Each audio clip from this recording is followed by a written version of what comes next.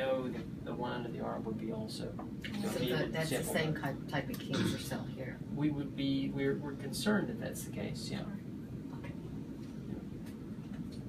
With doing the stoma, is there just, we've been kind of doing our own little research, the TEP process, is that an option to have that put in during the initial surgery? No, Okay. not with a flap.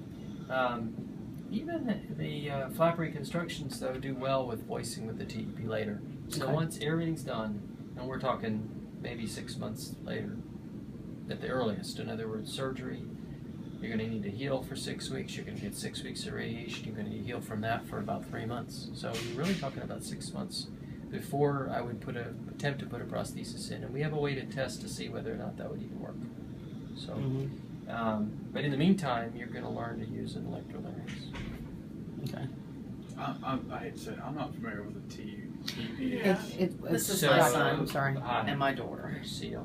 Tracheoesophageal prosthetic, it's just an artificial voice box, basically. It's a valve that connects the throat to the airway, and then you can pass air from the airway into the throat and make the throat vibrate. And the net in lieu of using an instrument on the exterior. Yeah. And the voice box is really just a resonator. God didn't put it there so we could talk. He put it there so we could protect your airway and you could breathe. It's really its most important function.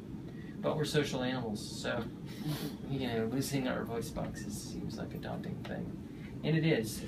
However, the ability to talk is really predicated upon being able to vibrate the throat. So if we use an external vibrating device, or we use your own wind to channel through your throat to make it vibrate, either way, you're going to achieve a voice. It's a very throaty voice, which you probably heard on the thing over on the internet. Did you hear him talking? Yes. Yeah. Mm-hmm. Yeah. They do the esophageal voice, the electronic, and then the They TEP. have one of the guys stuck like a tube down in his mouth. Well, that's how we test it. We don't rig people with those, though, generally. They're a little cumbersome.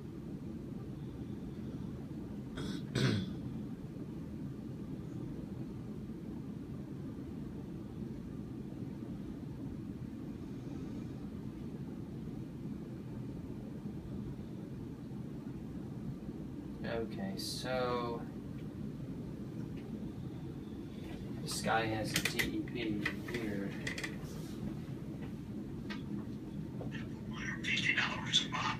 And how many times a year do you have to replace? Is that the same guy we were listening to the other $9 and it was good. So he was just talking about the replacement of those valves. They're expensive. And that speaking valve, I don't know, 100 and something bucks, he said, Some patients, they last 6 months, some a year, some 3 months, just variable. Every time he talks, is he pressing right here? Yeah. Okay. Yeah. What are you eating these days? This guy has a denture in place that has a little vibrator in it. And he's got a remote on his belt that he's pressing to make the resonator.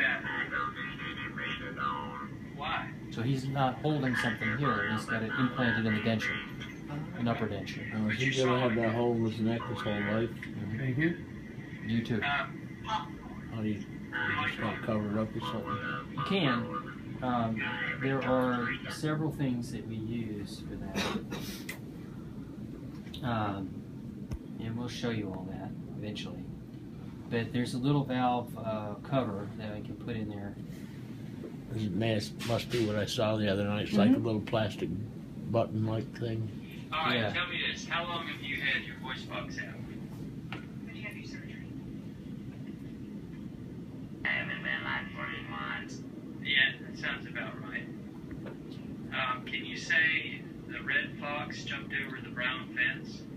The red fox jumped over the brown fence. That's pretty good. I'm going to give you something a little harder to do. How about Sally sells seashells by the seashore? Sally sells seashells by the seashore. Hey, it's famous. Okay, so you get an idea. Those are essentially the 3 ways that, we can rehabilitate your speaking, and those are 3 different, average people. Those aren't spectacular speakers, they're not the worst speakers, they're average. Your expectation would be somewhere in that vicinity. With would the time frame be after the surgery for radiation? About 3 to 6 weeks. Usually about 3 weeks is as early as we'll do it. We just have to kind of make sure everything's healed good before we start you in on that. And when Stop you, smoking, I heard. What's I got my people. Check me. what's the difference between the radiation and chemo?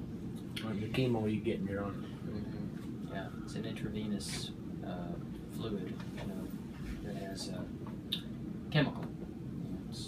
And it goes straight to the. It goes through your blood, and unfortunately, it travels all over your body, not just to where the tumor is. Now, So in the would setting it hit, of would it hit this? correct, for this, depending on what that all turned out to be, that's what would be the idea. But there's ways to use chemotherapy in conjunction with radiation that are different than just chemotherapy alone. So you would be getting chemotherapy and radiation together, probably to both locations. In other words, here and here. and when would you want to try to do a biopsy of the side? I don't know. I got to work all that out.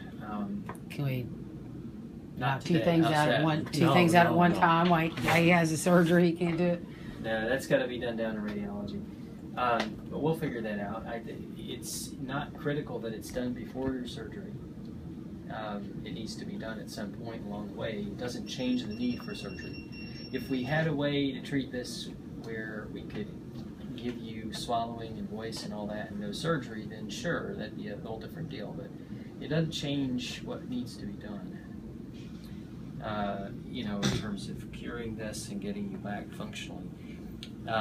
So we don't have to do that yesterday, but it's part of the process. Maybe we get that done while you're in the hospital. And after I'm glad you surgery. brought that up. How long will the recovery in the hospital do you feel? 7 to 10 days, usually in the hospital, unless you have complications. What complications are you going to have? No. That's it. Well, you're not going to have drinking complications, and you're far less likely to have smoking complications now that you're done. So I can't tell you how huge that is. That's as huge as it gets. There are some other things that can go wrong. Obviously, your wounds, if they don't heal properly, we talked about, the flap can come undone and not heal entirely. But so wound healing issues, I think, would probably be the kind of stuff that's by far the most critical and more likely to see in this kind of a large surgery. There are anesthesia kinds of things. When you go to sleep for anesthesia, it's not like you're, it's a non-stress event. It's a stressful event. The most stressful part of your surgery isn't me cutting on you, believe it or not. It's the 10 minutes from the time you go to sleep to, what's called induction, basically. And in those 10 minutes, your blood pressure can drop. And if it drops too far, you're putting a lot of strain on your heart. You get a heart attack. Do you have an idea the length of the surgery would be? Oh, he's going to be all day. Really? We'll You're start gonna be at 7 in the best morning buddies. and Oh, because Yeah. you have to do the reconstruction. I can do everything, yeah.